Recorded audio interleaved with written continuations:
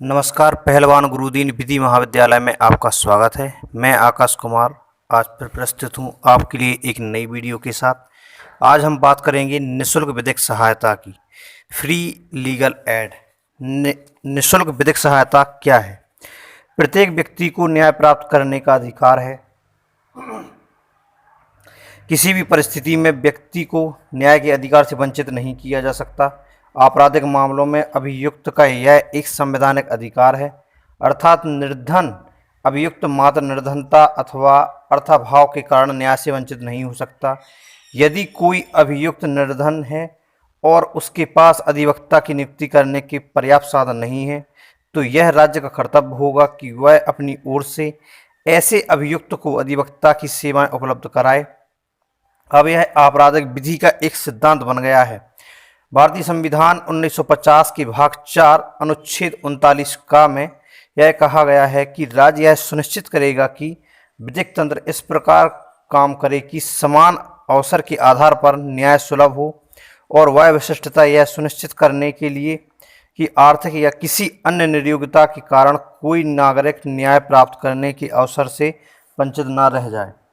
उपयुक्त विधान या स्कीम द्वारा या किसी अन्य रीति से निःशुल्क विधिक सहायता की व्यवस्था करेगा।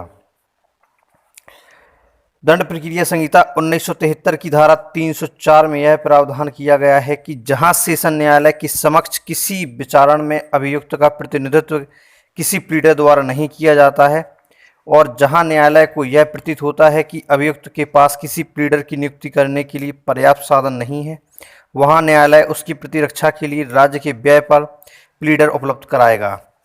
जैसा कि हम लोग सब जानते हैं कि सरकारी अधिवक्ता जो होते हैं वही जो है सरकार हमें या न्यायालय हमें राज्य के खर्चे पर निःशुल्क विधिक सहायता का प्रावधान करता है। दिलावर सिंह बनाम स्टेट ऑफ दिल्ली के मामले में आपराधिक विचारण के मामले में के दौरान अभियुक्त की पैरवी करने वाला कोई अधिवक्ता नहीं था।